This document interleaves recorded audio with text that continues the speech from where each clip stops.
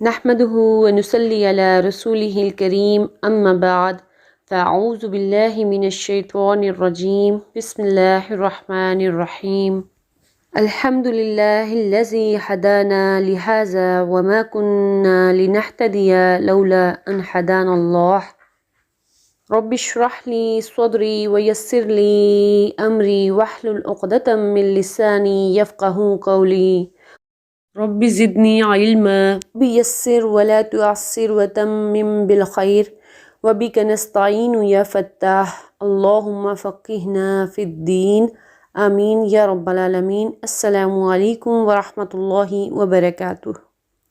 کیسے ہیں آپ سب لوگ؟ امید کرتی ہوں کہ ایمان اور صحت کی بہترین حالت میں ہوں گے۔ الحمدللہ، اپنی نیتوں کو خالص کرتے ہوئے اپنے رب تعالیٰ کا شکر ادا کرتے ہوئے کہ اس نے ہمیں یہاں تک پہنچا دیا، ہمیں توفیق دے دی، ہمیں چنے ہوئوں میں شامل کر لیا کہ ہم اس کے کلام کی زبان کو سیکھنے کی کوشش کرنے جا رہے ہیں۔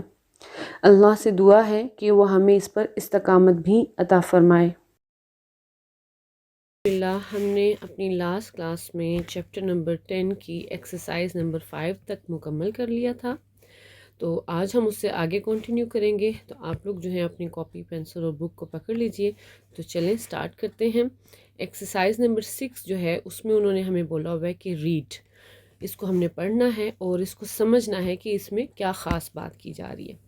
اب یہاں پر آپ دیکھ رہے ہیں کہ سب سے پہلے جو ہے یہاں پر یہ جو لی آیا ہے اس کا کیا مطلب ہے؟ یہ بیسیکلی کیا ہے؟ لی حرف جر پلس یا متکلم ہے، ٹھیک ہے؟ تو یہ جار مجرور، یعنی کہ یہ مرکب جاری ہے یہ، ٹھیک ہے؟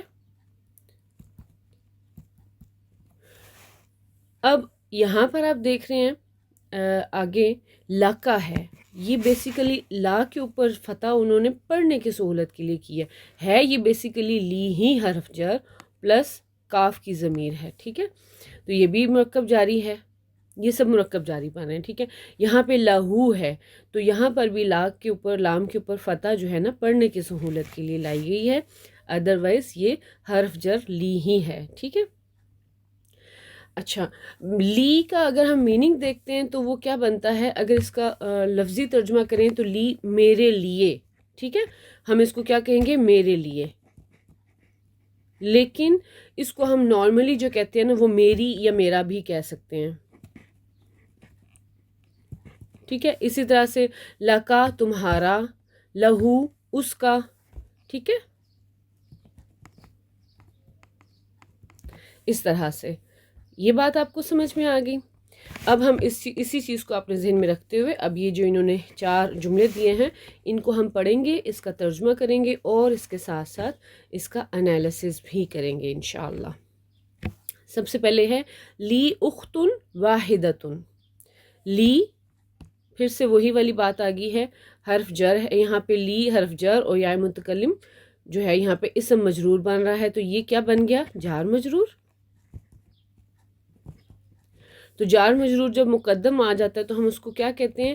جار مجرور متعلق محذوف خبر مقدم، ٹھیک ہے؟ اب یہ پورا میں نہیں لکھ رہی، آپ آلریڈی اس کو کافی یوز ٹو ہو چکے ہیں بولنے کے اور لکھنے کے۔ اچھا، نیکسٹ ہے اختن۔ اختن کیا ہے؟ یہاں پہ مبتدا مؤخر،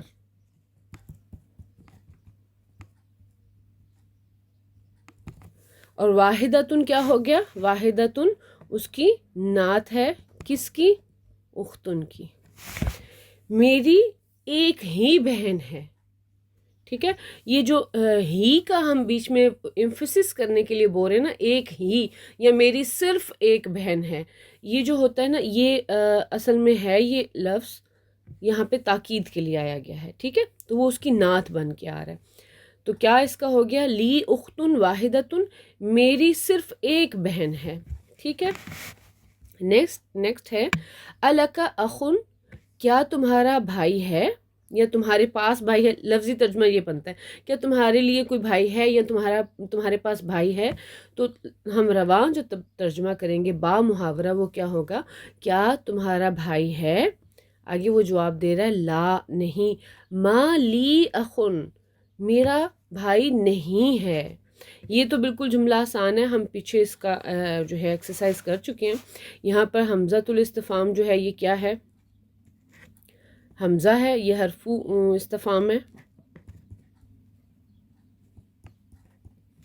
لکا جار مجرور، اسی طرح سے محذوف جو ہے خبر مقدم ہو جائے گا اس سے متعلق، اور اخن جو ہے مبتدا مؤخر۔ سوری میں نے اس کو ٹھیک سے نہیں،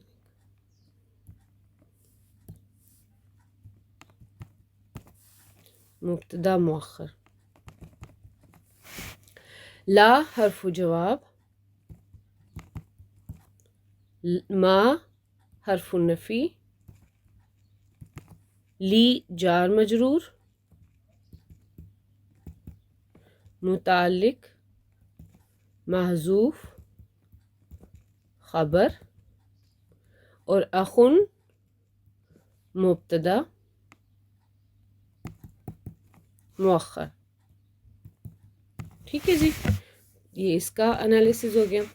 آگے ہے اختی، میری بہن، لہا طفل صغیر، اس کا چھوٹا بچہ ہے۔ ٹھیک ہے، اختی یہ آپ کو پتہ ہے یہاں پہ کیا بن رہا ہے؟ مرکب اضافی بن رہا ہے، اور یہ بیسیکلی کیا ہے؟ یہ ہے اختو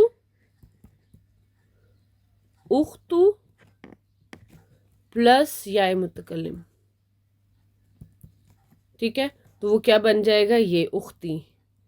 ٹھیک ہے، تو اختو یہاں پر کیا ہے؟ اختو یہاں پر مبتدا ہے پلس مضاف ہے، اور یہ کیا ہے؟ یا متکلم مضاف ہے۔ یہاں پر اختو کا اعراب کیا ہے؟ ضمۃ المقدرہ۔ ٹھیک ہے، یہاں پر اس کا اعراب کیا ہے؟ ضمۃ المقدرہ، کیونکہ یا متکلم کے عذر کی وجہ سے یہاں پر اس کے کسرہ دی گئی ہے۔ ٹھیک ہے، یہ کلیئر ہوا؟ لہا طفل صغیر، اس کا چھوٹا بیٹا ہے۔ اب یہاں پر اختو مبتدا کی خبر ہمیں کون سی مل رہی ہے؟ یہ پورا جملہ، یہ کیا ہے؟ جملہ اسمیہ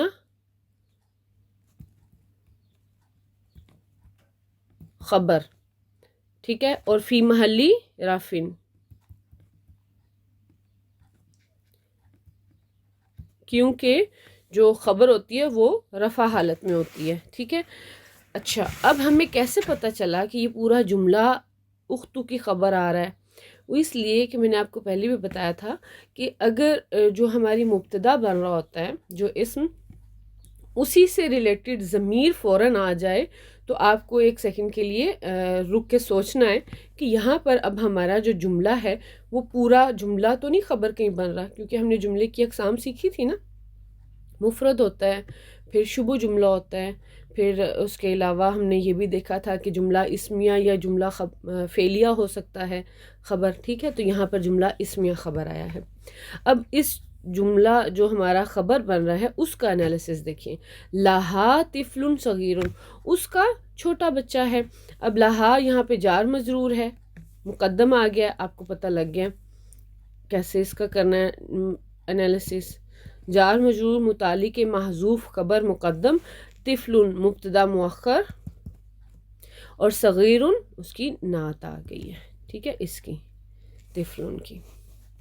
نیکسٹ ہے زمیلی، لہو اخن و اختن۔ زمیلی، زمیلی میرا کلاس فیلو۔ ٹھیک ہے، میرا کلاس فیلو، اس کا بھائی اور بہن ہے، یعنی کہ اس کا ایک بھائی اور ایک بہن ہے۔ اخن اور اختن میں ایک کا میننگ آلریڈی موجود ہے۔ ٹھیک ہے، تو ہم کیسے کہیں گے؟ میرا کلاس فیلو، اس کی ایک بہن اور ایک بھائی ہے۔ ٹھیک ہے، اب اس میں زمیلی سیم ایز ہے جیسے اختو ہم نے کیا تھا، زمیلو پلس یا متکلم، اور زمیلو کیا ہو جائے گا؟ مبتدا پلس مضاف، اور یہ مضاف الیہ۔ ٹھیک ہے جی، تو یہ دونوں مل کر کیا بن گئے؟ مرکب اضافی۔ اچھا اب اس میں بھی آپ غور کریں تو ہو کی ضمیر زمیلو کی طرف پلٹ رہی ہے، تو یہ جو پورا جملہ ہے یہ کیا ہے؟ جملہ اسمیہ خبر، ٹھیک ہے۔ اب اس کو ہم انالیسس کریں گے تو سیم اوپر والا انالیسس ہے۔ لہو جار مجرور ہے، اخن جو ہے وہ مبتدا ہے، واو حرف عطف ہے، اور اختن جو ہے معطوف ہے، ٹھیک ہے جی۔